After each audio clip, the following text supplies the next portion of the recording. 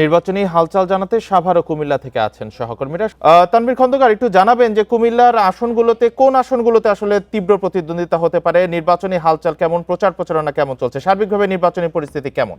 আসলে 48,80,000 ভোটার কিন্তু 12 তারিখ ভোট দিবে। এছাড়া 1,11,000 পোস্টাল ব্যালটে কিন্তু নির্বাচন হয়েছে, যেগুলো কিন্তু অর্থাৎ অর্ধকোটি মানুষের কিন্তু ভোটের যে উৎসব সেটা কিন্তু 12 তারিখ। আর সেদিকে লক্ষ্য করে কিন্তু প্রার্থীরা এগিয়ে যাচ্ছে। 83 জন প্রার্থী প্রতিদ্বন্দ্বিতা করছে। এর মধ্যে সবচেয়ে বেশি প্রতিদ্বন্দ্বিতা হবার সম্ভাবনা রয়েছে যে আসনগুলোতে মূলত একই দলের একাধিক প্রার্থী রয়েছে, যেমন কুমিল্লা 2 আসনে বিএনপির একাধিক প্রার্থী রয়েছে, সেখানে হাড্ডাহাড্ডি লড়াই হবে।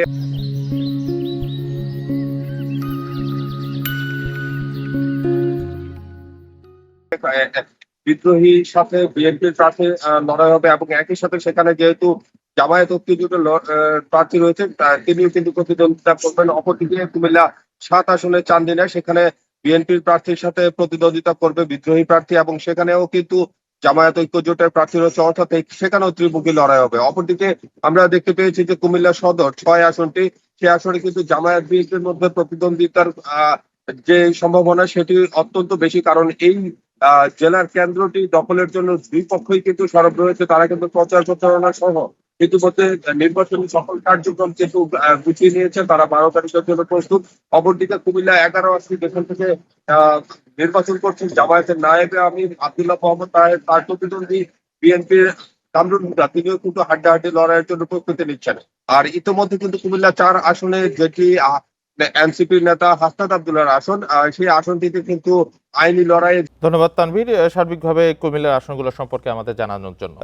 এবার আমরা সাভারে আবার একটু রুবেলের সাথে সংযুক্ত হওয়ার চেষ্টা করছি। রুবেল, আপনি কি আমাকে শুনতে পাচ্ছেন কিনা? শুনতে পারলে জানাবেন যে সাভারের এই গুরুত্বপূর্ণ আসনটিতে এবারে নির্বাচনী পরিস্থিতি কেমন, প্রতিদ্বন্দ্বিতার আভাস কেমন পাওয়া যাচ্ছে?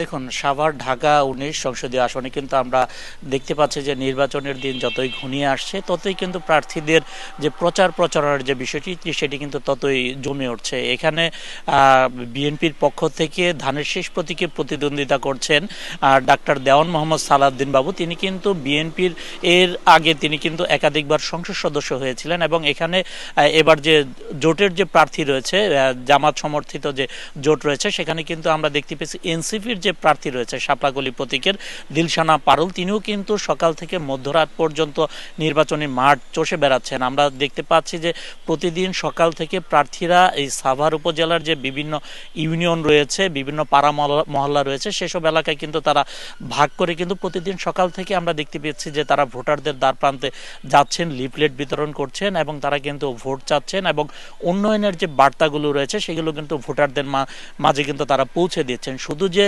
প্রার্থীরা সরাসরি নির্বাচনী প্রচারণা চালাচ্ছেন তা কিন্তু না, আমরা দেখতে পেয়েছি এই রাজনৈতিক দলের বা প্রার্থীদের যে সকল কর্মীরা রয়েছেন তারাও কিন্তু প্রতিদিন দুপুরের পর থেকে সন্ধ্যার পর থেকে মধ্যরাত পর্যন্ত কিন্তু পাড়া মহল্লা দোকানে বিভিন্ন জায়গায় পৌঁছে কিন্তু তার প্রার্থীর জন্য ভোট প্রার্থনা করছেন এবং পৌঁছে দিয়েছেন। এবং আপনি জানেন যে সাভার একটি শিল্প অধ্যুষিত এলাকা। কুমিল্লা ও সাভার থেকে নির্বাচনী হালচাল নিয়ে জানাচ্ছিলেন আমাদের সহকর্মীরা।